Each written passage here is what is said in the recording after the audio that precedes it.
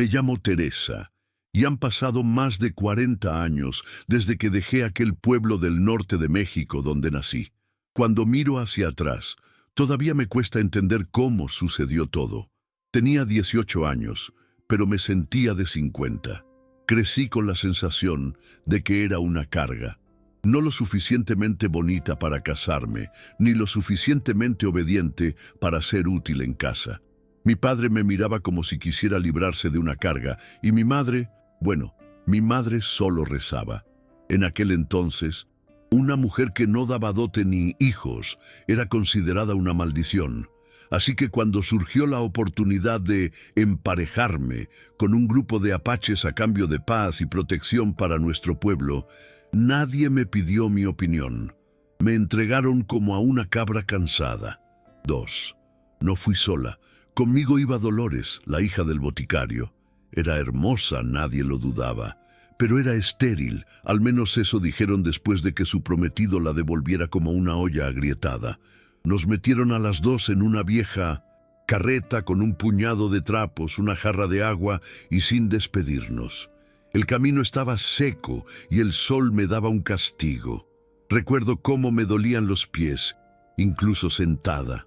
Dolores no dijo nada. Solo miraba al horizonte como si ya hubiera muerto por dentro. Tenía miedo, pero lo que más me dolía era la vergüenza. La vergüenza de haber sido descartada, de ir a un destino que nadie quería, ni siquiera los hombres que nos recibirían. 3. El viaje a las montañas duró 2 días. Por la noche dormíamos, envueltos en mantas duras en el suelo, escuchando el aullido de los coyotes a lo lejos y el crujido de las ruedas de las carretas que se enfriaba en la oscuridad. El hombre que nos acompañaba era un vaquero contratado para hacer la entrega. No dijo mucho, solo escupió en el suelo y se rascó la barbilla como si contara el tiempo hasta que pudiera ser liberado de la tarea. Al llegar al pie de las montañas, señaló un sendero y dijo que, a partir de entonces, la decisión era suya. «Buena suerte», murmuró y se dio la vuelta. Nuestros corazones latían tan fuerte que parecía que iban a estallar.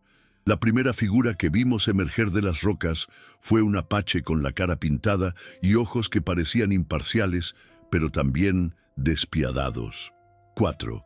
Nos llevaron a un campamento sencillo, enclavado entre rocas y pinos. Había tiendas de campaña de cuero, humo saliendo de agujeros en las copas y niños corriendo descalzos entre los arbustos. Ninguna mujer se acercó, solo hombres. Todos nos miraban con recelo, como si intentaran adivinar nuestro propósito allí. No hubo presentación, solo un gesto indicando dónde dormiríamos, una pequeña tienda de campaña con pieles en el suelo y un fuerte olor a humo y animales. Quise llorar, pero no me salió nada. Dolores se sentó en un rincón y cerró los ojos. Esa noche fue la más larga de mi vida. Cada crujido de la madera afuera me hacía contener la respiración, e incluso sin tocarme, sentía como si me hubieran arrancado la piel. 5. A la mañana siguiente, nos despertó un golpe sordo, como un trozo de madera golpeando la entrada de la tienda. Uno de los hombres, con largas trenzas y una cicatriz en la frente, nos entregó 2 ollas llenas de lo que parecían gachas espesas e insípidas. No dijo ni una palabra.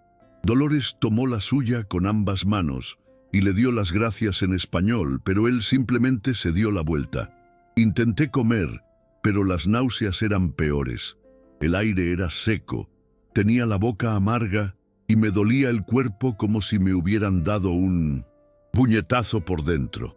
Pasamos el día sentados frente a la tienda, observando el movimiento a nuestro alrededor.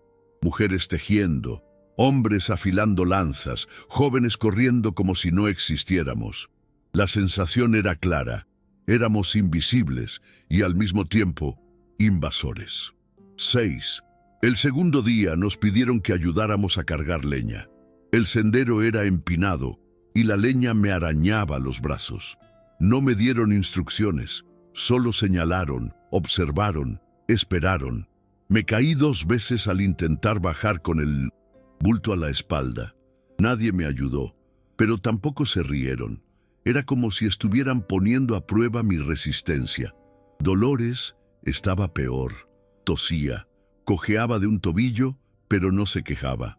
Había algo en ella que me daba fuerzas, quizás porque incluso débil, seguía intentando mirar a las mujeres que pasaban a los ojos, como diciendo, yo también estoy hecha de carne y dolor como ustedes. Y poco a poco empezamos a darnos cuenta de que no todas las miradas eran de repulsión. Había una niña de 1900, unos 12 años, que siempre nos observaba desde detrás de las tiendas, como si aún no hubiera decidido si tener miedo o acercarse. 7. Esa noche, el frío arreció. Dormimos acurrucados entre nuestras pieles, espalda contra espalda, intentando aprovechar al máximo el poco calor corporal que teníamos. El viento silbaba por las rendijas de la tienda como si intentara expulsarnos. No dormí. Escuché los sonidos a mi alrededor. Pasos, conversaciones en voz baja, en un idioma que no entendía. El llanto, lejano de un bebé. Fue entonces cuando sentí que algo se agitaba en mi interior. No era miedo ni rabia. Era una profunda tristeza, de esas que parecen venir del vientre materno. La sensación de no ser nada, de no tener nombre, ni hogar, ni propósito, y sin embargo estar vivo. Fue allí, mirando el techo de cuero mal remendado, que decidí que si me habían dejado allí para desaparecer, haría lo contrario. Me quedaría y viviría. 8. Al tercer día se acercó una mujer. No era joven, pero tenía la fuerza de quien lleva el mundo en brazos. Llevaba un niño, un bebé tranquilo de ojos negros, como la brea. No me habló. Simplemente me lo entregó sin previo aviso y señaló su pecho, como diciendo, «Cuídalo». Me quedé paralizada. El pequeño estaba caliente, pero respiraba con dificultad. Tenía el cuerpo empapado de sudor y los labios agrietados. Miré a mi alrededor, sin saber qué hacer. Dolores se acercó y le tocó la frente.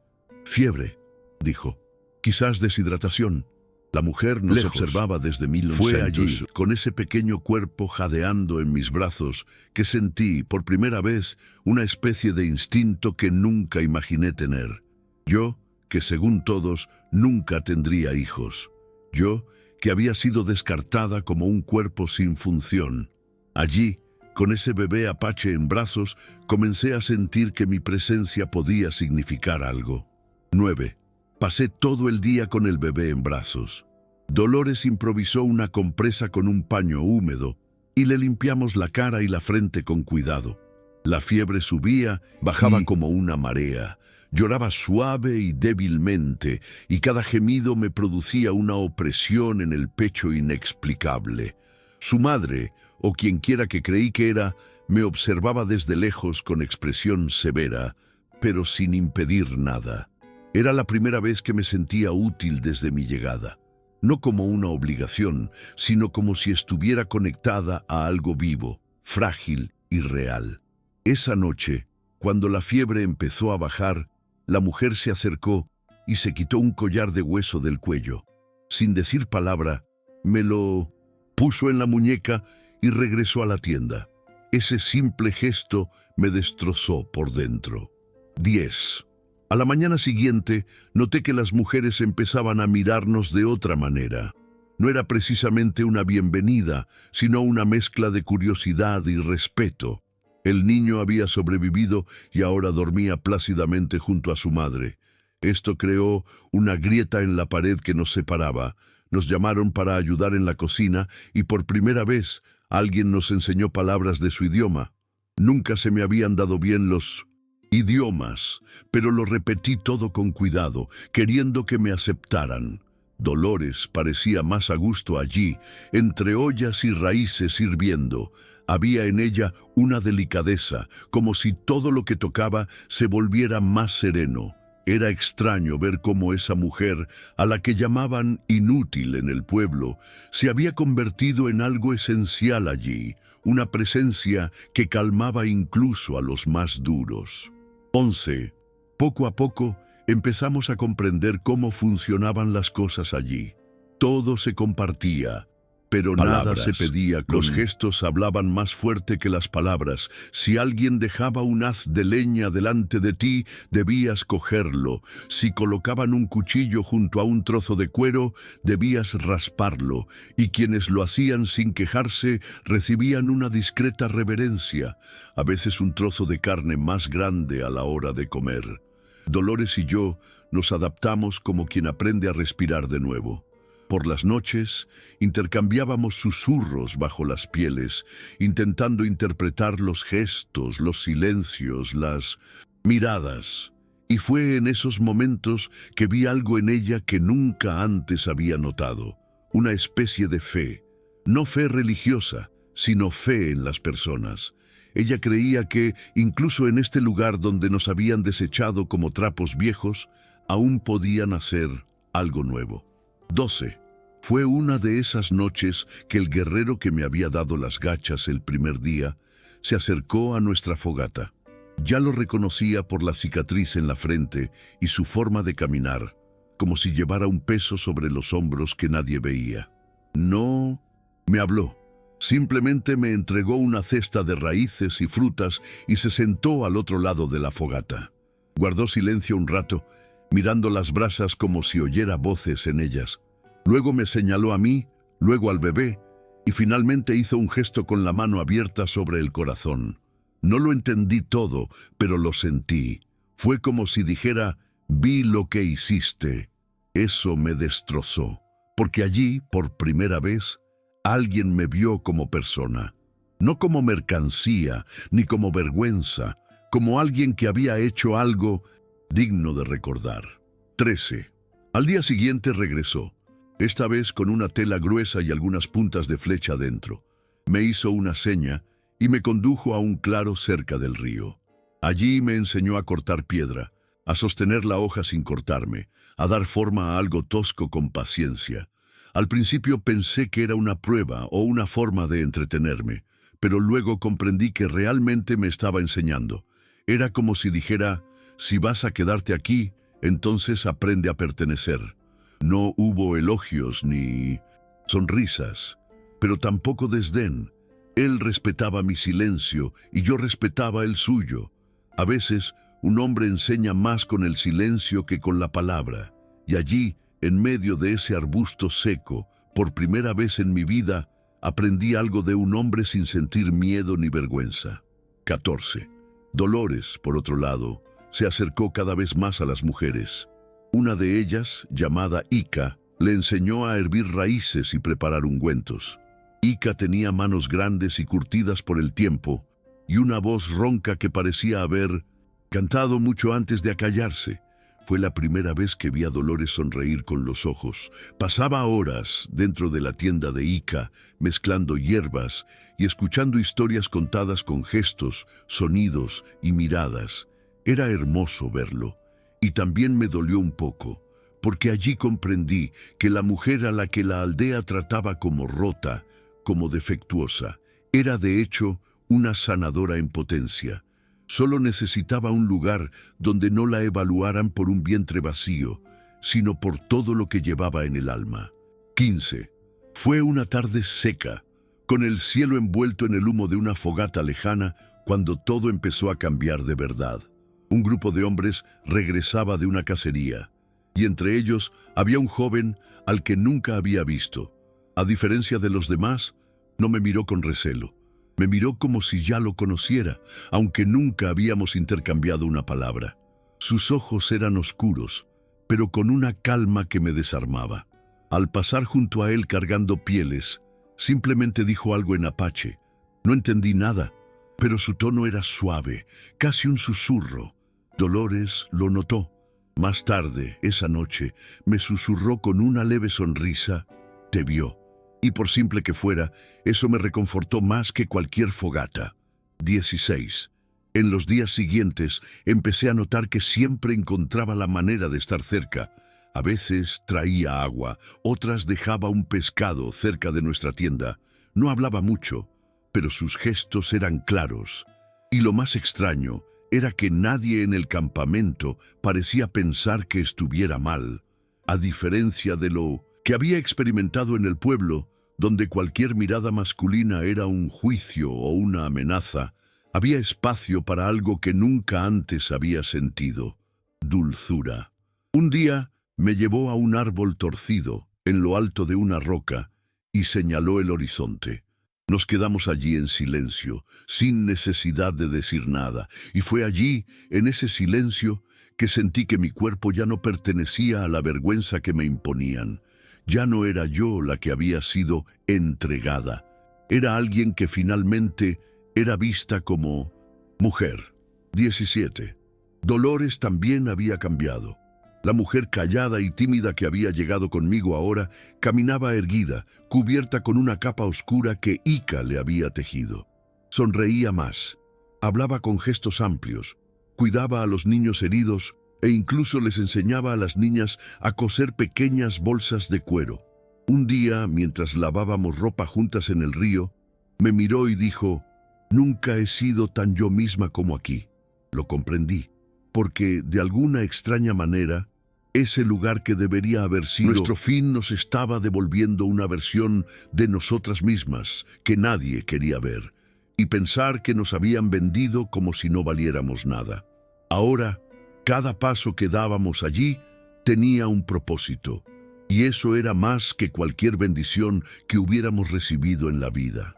18. Pero no todo fue luz. A veces, cuando soplaba el viento del sur, recordaba las palabras de mi padre. La cara de mi madre hundida en el suelo el día que me fui. Volvió como una piedra en el corazón. Un día, uno de los indios, hombres mayores del grupo, me señaló con el dedo durante un círculo alrededor de la fogata y dijo algo fuerte y duro. No entendí las palabras, pero sí el tono. No me quería allí. Me mantuve firme, sin decir nada. No lloré, y fue el joven de mirada tranquila quien se levantó y respondió por mí. Habló con fuerza, pero sin gritar, con la autoridad de quien tiene algo que perder. Luego volvió a sentarse, y ahí comprendí que ya no estaba solo, que alguien me veía como digno de defensa, y eso me destrozó más que cualquier humillación anterior. 19. Después de aquel día en la hoguera, noté que las miradas habían cambiado de nuevo. No solo con respeto, sino con algo cercano a la aceptación. Algunas mujeres empezaron a incluirme en tareas más íntimas, como preparar los dibujos de los niños antes de un ritual o coser pequeñas bolsitas de hierbas para colgar en sus cunas. Dolores e Ica reían juntas, como si fueran parientes de sangre, y a veces me sorprendía sonriendo sin motivo, sin saber realmente por qué. Incluso el silencio empezó a tener buen sabor. Yo, que antes me había llenado la cabeza de preguntas, ahora me dejaba llevar por el día, confiando en que algo dentro de mí ya sabía el camino. Y eso era nuevo, muy nuevo. 20. El joven de mirada tranquila, más tarde supe que se llamaba Nahuel. Me llevó un día a un pequeño manantial entre las rocas. Era un lugar escondido, donde el agua fluía limpia y estaba rodeada de musgo. Nos sentamos uno al lado del otro, y él empezó a dibujar en la arena con una ramita. Dibujó un pájaro, luego una casa, luego una línea que los unía. Señaló, me miró y sonrió, esperando que lo entendiera. No lo entendí todo, pero entendí lo más importante. Me ofrecía algo, un lugar, una posibilidad, un futuro. Y fue en ese momento que supe que ya no necesitaba huir de lo que sentía, que allí, en ese rincón olvidado del mundo, podía amar sin miedo. 21. Esa noche, antes de dormir, Dolores y yo guardamos silencio un buen rato, cada una en su propia piel, mirando el techo de la tienda como si nos miráramos a nosotros mismos. Sentía mi cuerpo diferente, no solo por la convivencia, la rutina, sino como si algo dentro de mí se hubiera reorganizado, como si una parte que había estado dormida hubiera despertado y ahora me hiciera respirar de otra manera. Dolores se giró hacia mí y susurró: ¿no lo ves? Aquí hemos florecido. Y lloré. Lloré en silencio, para no despertar a nadie, porque entendía y porque Por primera vez en vida no me avergonzaba de quién era. 22. Pero como todo en la vida, la paz no dura sin que el pasado nos pase factura. Unos días después, 2 hombres desconocidos llegaron al campamento. Venían del pueblo. Estaban sucios, armados, y tenían esa mirada que solo quienes sienten desprecio saben poner. Dijeron que venían a buscar a las chicas, como si fuéramos paquetes con fecha límite vencida. Dijeron que sus padres lo sentían, que querían llevarnos de vuelta, que tenían promesas de matrimonio y nuevas oportunidades. Dolores y yo nos miramos, y en ese momento supe que algo dentro de ella también había cambiado para siempre, porque sus ojos no estaban llenos de esperanza, estaban llenos de determinación. 23. Los ancianos de la tribu se reunieron. Hubo discusión, gestos amplios, silencios pesados. Los 2 hombres esperaban afuera, seguros como si ya supieran el final de la historia. Pero lo que no sabían era que allí, entre esas tiendas, ya no nos veían como harapos. Dolores tomó la iniciativa. Hablaba poco, pero su mirada era firme y dijo, en el español más seco que jamás haya escuchado: «No soy algo que se pueda tomar». Se rieron. Pero uno de los líderes se puso de pie, los enfrentó a ambos y dijo algo en apache con voz firme. Luego señaló hacia el camino. No entendí las palabras, pero sí el gesto. Nos estaban protegiendo, eligiendo por nosotros, o mejor dicho, reconociendo que ahora podíamos elegir. 24. Cuando los hombres se fueron, llevándose consigo el vergüenza que dejaron, me sentí más ligero que nunca. Dolores miró a lo lejos un rato, luego se agachó y empezó a fregar una olla como si fuera un día cualquiera. Pero lo vi sus ojos humedecerse, vi su mano temblar, y entonces comprendí.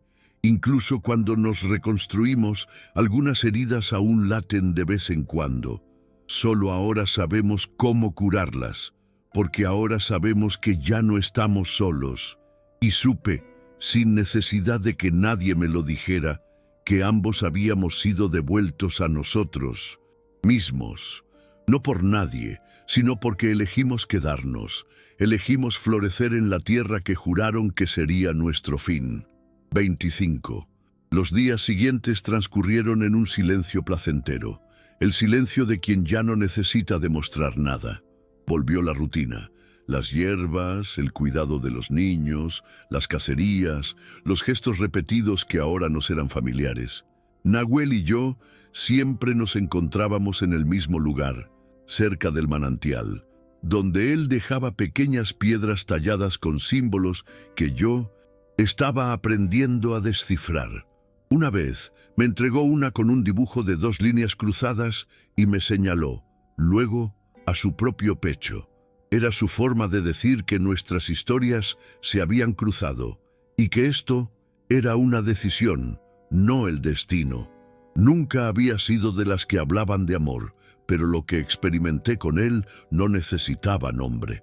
26. Con el tiempo, Dolores fue invitada a participar en un ritual de mujeres. Ica se pintó los brazos con pintura roja y negra, y las mujeres la llevaron al río, al anochecer. Yo no participé, me quedé en la orilla, observando desde lejos. La vi zambullirse, la vi emerger con los ojos cerrados y una sonrisa que nunca antes le había visto. Era como si renaciera allí, en esa agua fría que se llevaba el pasado. Cuando regresó, se sentó a mi lado y no dijo nada, simplemente me apretó la mano con fuerza, y supe, en ese contacto, que había sanado. No del todo, pero lo suficiente como para seguir adelante sin cargar con el peso que le habían impuesto. 27. Unas semanas después, Dolores me dijo que quería quedarse para siempre, no como invitada, no como rehén de un pasado rechazado, sino como parte de él. Dijo que Ica la llamaba hija, que los niños ya la buscaban cuando estaban heridos, que su voz ya era reconocida entre las mujeres, y lo entendí, porque sentía lo mismo. Yo también ya no era una visitante allí, ya no soñaba con regresar a un lugar que nunca me había querido. La idea de regresar al pueblo ahora me parecía absurda, como una prenda vieja, que ya no me quedaba.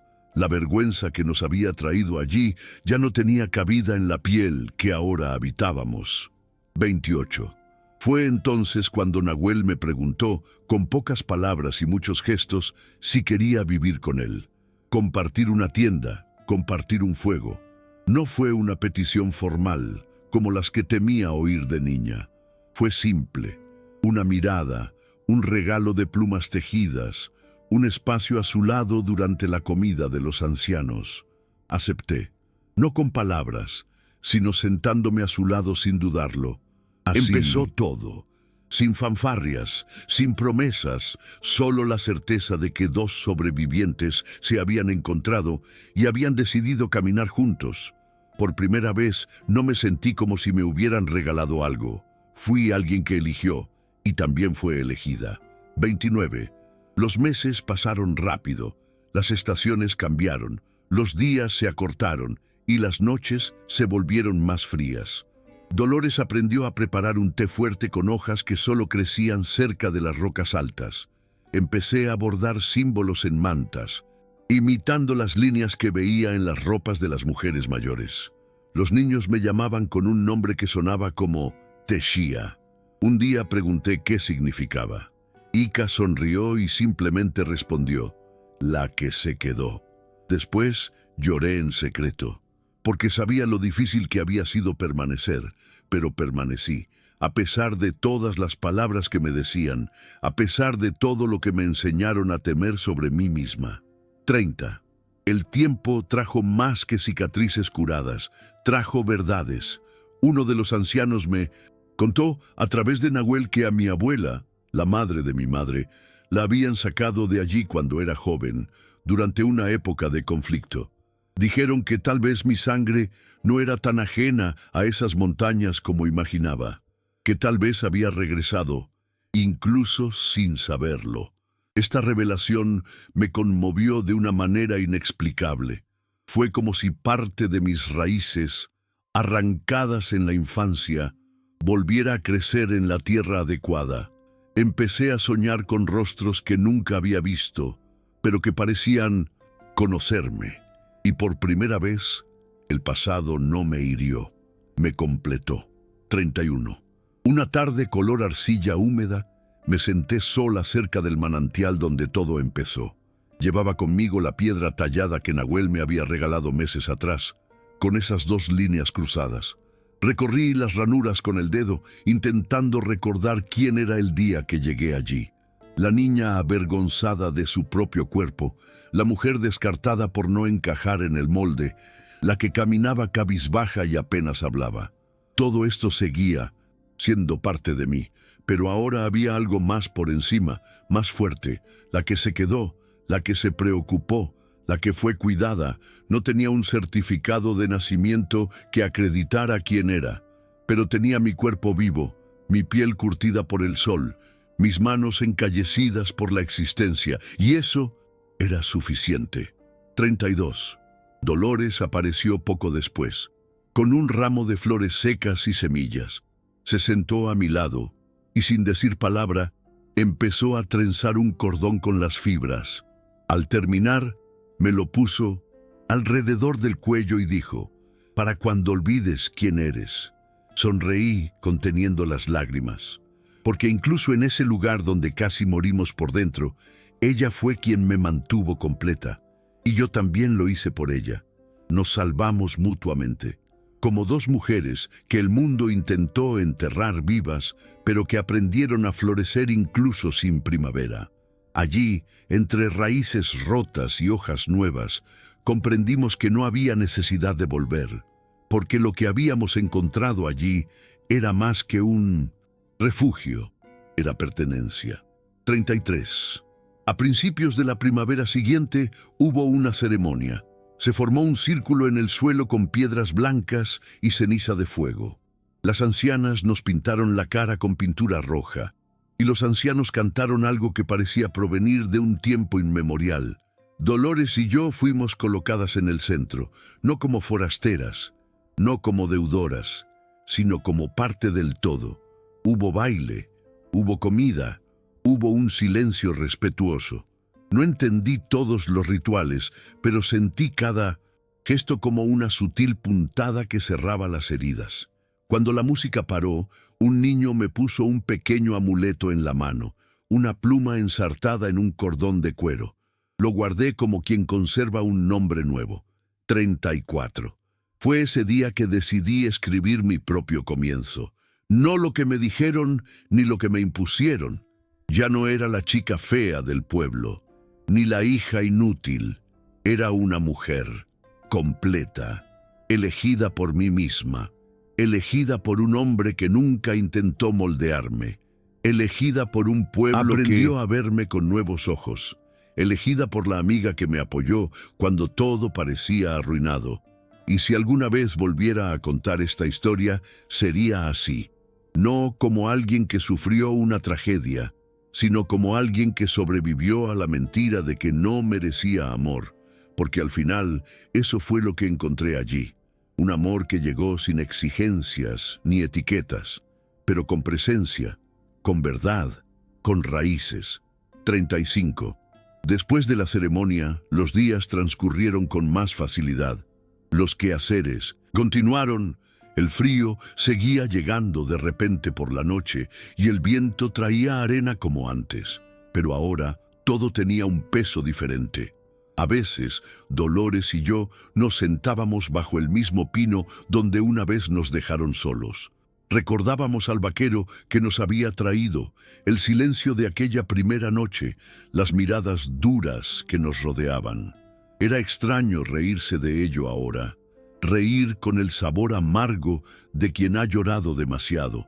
El dolor no había desaparecido, pero se había reorganizado en nuestro interior, como si ahora ocupara menos espacio, como si el alma, después de tantas grietas, hubiera aprendido a respirar por otros canales. 36. Una mañana, Nahuel me llevó a una meseta con vistas a todo el valle. Me entregó un trozo de tela que había hecho con finas tiras de cuero e hilo natural. Dentro, cuidadosamente envuelto, había un puñado de semillas. Para cuando llegue el momento de plantar lo nuestro, dijo, en el poco español que había aprendido. Eso me destrozó por dentro. Era solo una metáfora. Era un gesto real, una promesa desde la raíz, una invitación a hacer de todo esto un verdadero hogar. Lo abracé fuerte, no porque me hubiera salvado, sino porque habíamos caminado juntos todo este camino.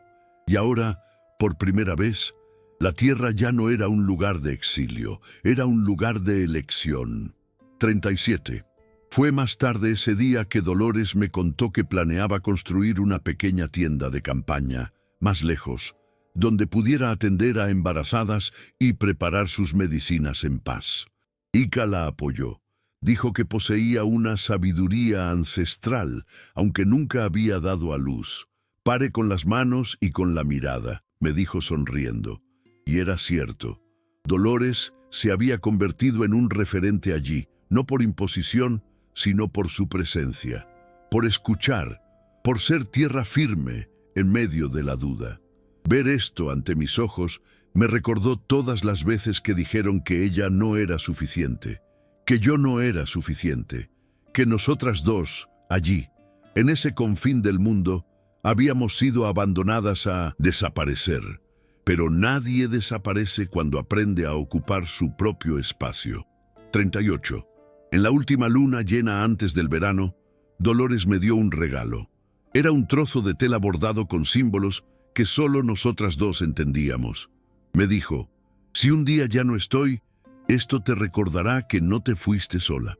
No sabía si hablaba de la muerte, de la distancia o solo del recuerdo. Pero lo entendí.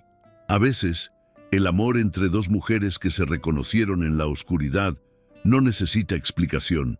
Ella fue mi hermana en el dolor y el renacimiento, y por mucho que pase el tiempo, lo que ella me dio, nadie me lo quitará jamás, ni el pueblo, ni el pasado, ni el tiempo. 39. Con el paso de los años, muchas otras historias pasaron por ese campamento. Llegaba gente, se iba gente, nacían niños, los ancianos se marchaban al otro lado, Pero Dolores y yo nos quedamos, no como recordatorio de un error, sino como prueba viviente de que hasta las raíces más rotas pueden encontrar tierra fértil para florecer. Y aún, hoy, con mi pelo blanco y mi piel marcada por el sol de tantas estaciones, todavía me encuentro mirando al cielo de la montaña y recordando a la niña que fui, la que caminaba cabizbaja, temerosa de ocupar espacio, y quiero abrazarla, para decirle que valió la pena no haber renunciado a la existencia. 40. Hoy, mientras escribo esto, sentada en el mismo claro donde descubrí el amor sin palabras y el cariño sin exigencias, pienso en todas las mujeres que aún se sienten pequeñas por haber sido descartadas. Pienso en las que aún creen que solo valen si son bellas, fértiles u obedientes. Y si algún día alguna de ellas lee o escucha esta historia, quiero que sepa, nadie tiene derecho a medir su alma con una regla rota. Sobrevivimos. Y más que eso, nos transformamos. Con lo poco que nos dieron, con el dolor que intentaron ocultar, con el amor que inventamos en medio del desierto. 41. Dolores aún vive conmigo. No en la misma tienda, pero lo suficientemente cerca como para vernos a diario. Cabello blanco, espalda encorvada, manos tan firmes como siempre. Los niños del campamento la llaman Tía Herbs. ¿Y yo? Bueno, dicen que soy quien cuida el fuego, porque siempre mantengo las brasas encendidas en las noches frías. A veces nos miramos y sonreímos sin necesidad de hablar, porque sabemos lo que fuimos, sabemos lo que nadie vio, lo que nadie creyó, y sabemos que seguimos aquí, fuertes, incluso después de todo, y eso es suficiente. 42. Nunca regresé al pueblo, porque ya no tenía nada que buscar allí. Mi identidad en ese lugar quedó sepultada junto con la vergüenza que me inculcaron. Aquí, entre estas montañas, escribí una historia con mis propias manos, con amor, con pérdida, con silencio y con fe. No la fe de la oración, sino la fe de la perseverancia, de la resistencia, de alguien que sabe que el valor de una mujer no se mide por su cuerpo ni por su rol. Se mide por su presencia, por su capacidad de reconstruir. Y eso, aprendí, es lo que nadie arrebatar. 43. Si esta historia llega alguna vez a alguien que esté en el fondo, pensando que se acabó, que ya no hay espacio en el mundo, que sepa esto. A veces, es precisamente cuando nos echan que encontramos el camino de vuelta. Me entregaron a un apache por vergüenza, pero lo que viví en esas montañas lo cambió todo. Me hizo sentir completo, me dio vida. Y hasta el día de hoy, cuando el viento sopla con fuerza entre las rocas y silba entre las tiendas, cierro los ojos y doy gracias, no por haber sido rechazado, sino por haber sido finalmente encontrado.